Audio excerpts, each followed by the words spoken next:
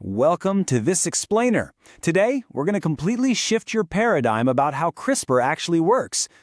For years, we've all thought of CRISPR as this pair of molecular scissors, cutting, splicing, and replacing genes. But today, we're looking beyond the cut.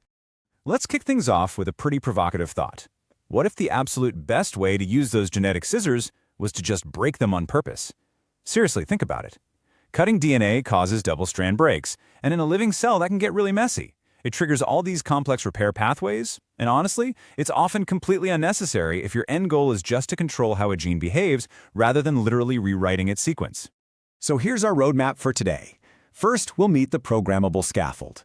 Then we'll dive into CRISPRi, the dimmer switch, followed by CRISPRa, the gene amplifier. Fourth, we'll look at epigenome editing and chemical rewriting. Fifth, we'll go beyond genes to see how we image chromatin. And finally, we'll wrap up with a master tool comparison. All right, part 1. Meet the programmable scaffold.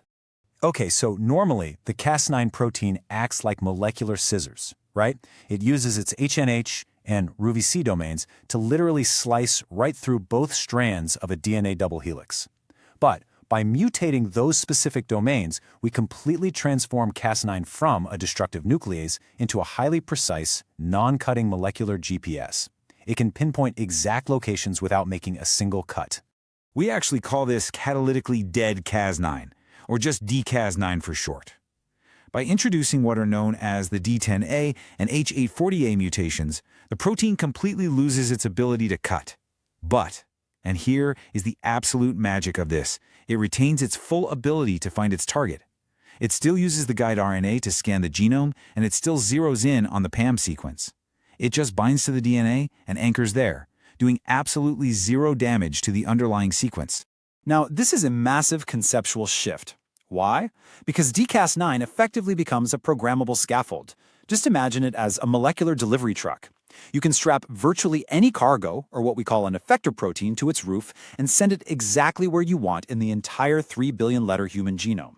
You just swap out the 20-nucleotide spacer on your guide RNA and, boom, your truck drives to a totally new address. Moving right along to part 2, CRISPRi, the dimmer switch. And this brings us to CRISPR interference, or CRISPRi. Here, we fuse our dCas9 delivery truck to a really potent repressor protein called the KRAB domain. Once it's parked at the target gene, KRAB physically blocks RNA polymerase. But it also recruits co-repressors like KAP1, which in turn brings in the NERD complex and SETDB1. Together, this whole crew deposits heavy red light stop signals, specifically H3K9 ME3 marks, forcing the DNA to coil up into tightly packed, totally silent heterochromatin. But hey, location is everything, right? To get that impressive 80 to 99% knockdown efficiency, you've got to park the vehicle in the exact right spot. The golden rule for CRISPRi is positioning. The absolute best spot is within about 200 base pairs upstream of the transcription start site, or TSS. Targeting within the first exon is pretty good too, but you definitely want to avoid targeting way downstream in the gene body because the suppression effect just gets incredibly weak. Now, it's really important to contrast this with older techniques you might know, like RNAi. RNAi acts at the mRNA level by destroying the message after it's already been printed. CRISPRi is fundamentally different.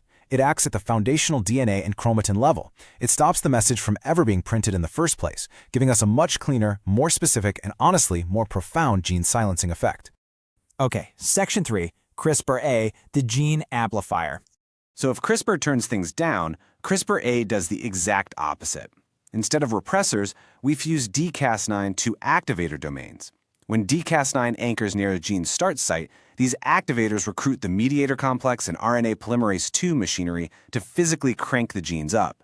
We can even awaken endogenous genes that are completely silent and just deeply asleep inside the cell.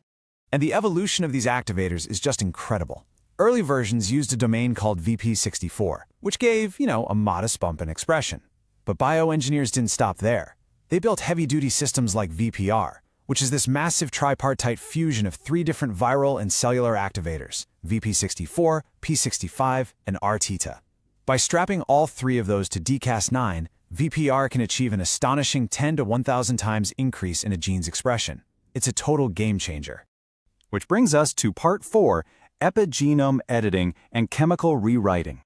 By swapping our payload for specific epigenetic enzymes, we can lay down semi-permanent hardware tweaks without actually touching the genetic letters themselves. It's basically a complete chemical control panel.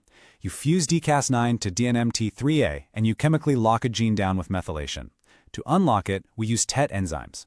We can use P300 or CBP to drop histone acetylation marks that activate distant enhancers, or we can use LSD1 to strip those exact marks away.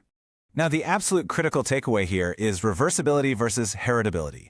Standard CRISPRi and CRISPRa, those are temporary. If the dCas9 vehicle unbinds and floats away, the gene's expression just reverts back to normal. But epigenome editing, specifically with DNA methyltransferases, can be heritable. Once you lay down those methylation marks, a natural maintenance enzyme called DNMT1 propagates them during cell replication. That means one single edit can silence a target gene for generations of cells long after the dCas9 tool is gone.